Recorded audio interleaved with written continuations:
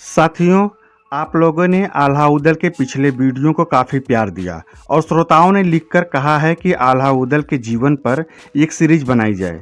तो हमने और हमारी टीम ने फैसला किया है कि इस पर हम एक सीरीज बनाएंगे।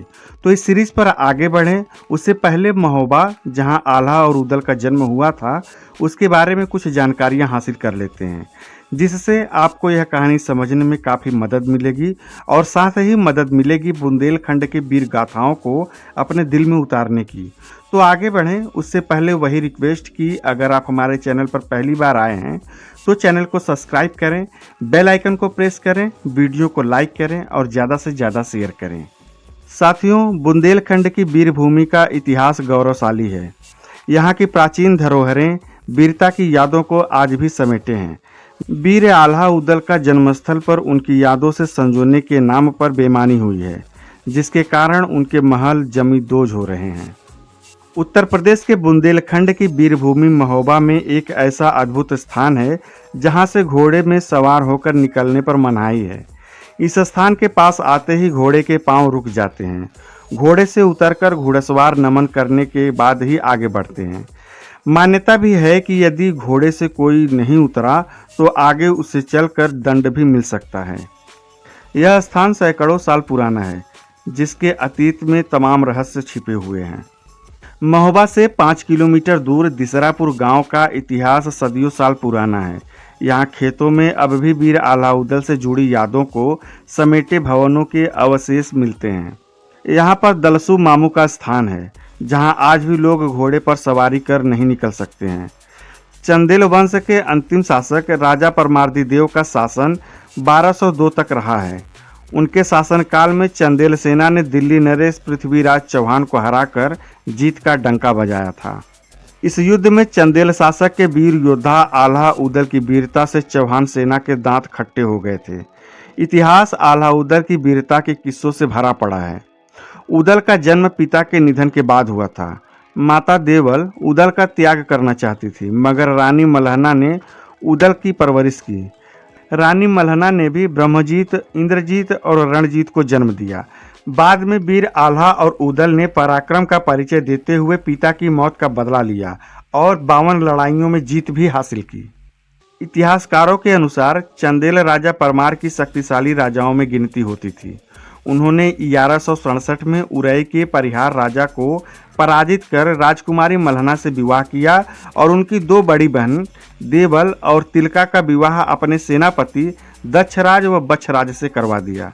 इन बहनों का एक भाई था जिसका नाम माहिल था।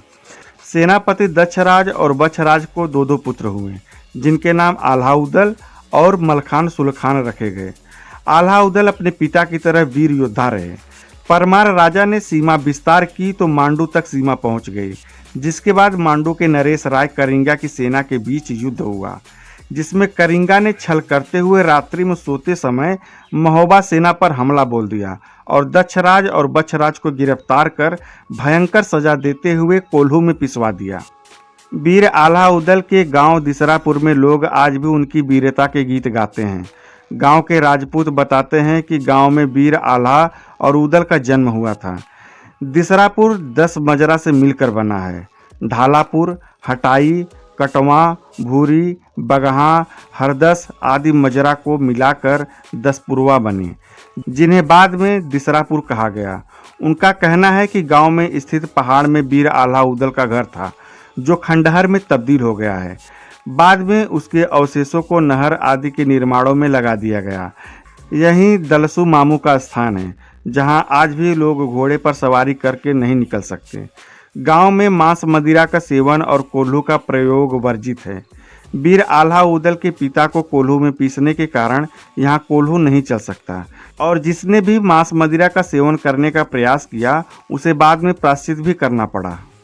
दिसरापुर गांव में स्थित पहाड़ पर आल्हा उदल का घर होने की जानकारी पीढ़ी दर पीढ़ी चली आ रही है। इस पहाड़ को लोग चने का पहाड़ भी कहते हैं, जबकि कोई यहाँ सांपों का डेरा होने की जानकारी देता है।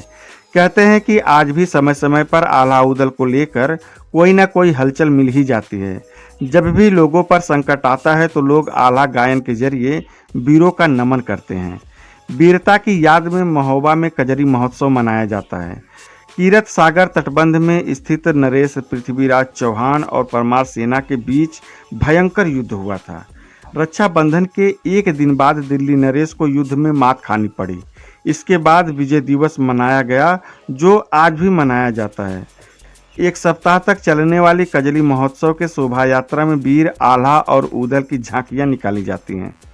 इतिहासकार डॉक्टर एलसी अनुरागी इससे आगे बताते हैं कि मामा माहिल ने राजा परमार के कान भरकर वीर आल्हा ऊदल को राज्य से निकलवा दिया।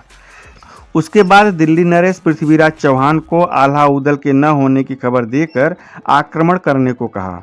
माहिल परमार से उरई में किए गए हमले का बदला लेना चाहता था। आल्हा ऊदल कन्नौज पहुंचे, जहां राजा जयचंद ने उन्हें शरण दी। बाद में दिल्ली नरेश के आक्रमण की सूचना पर वीर आल्हा ऊदल साधु के वेश में आए और दिल्ली नरेश को युद्ध में पराजित कर दिया। वीरता की याद में महोबा में कजली महोत्सव मनाया जाता है। कीरत सागर तटबंध में दिल्ली नरेश पृथ्वीराज चौहान और परमार सेना के बीच भयंकर युद्ध हुआ था। रक्षाबंधन के एक दिन बाद दिल्ली नरेश को युद्ध में मात खानी पड़ी, जिसके बाद वीर भूमि में विजय दिवस मनाया गया। तो साथियों, ये थी संक्षिप्त में आल्हा ऊदल के जीवन की जानकारी। अगले भाग में हम आल्हा ऊदल के जन्म की कहानी के बारे में जानेंगे।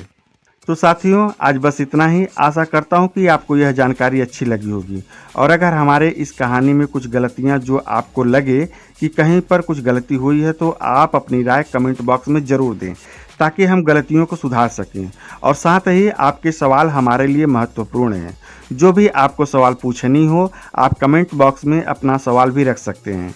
मैं कोशिश करूँगा आपके सवालों के जवाब देने का आपके नाम के साथ।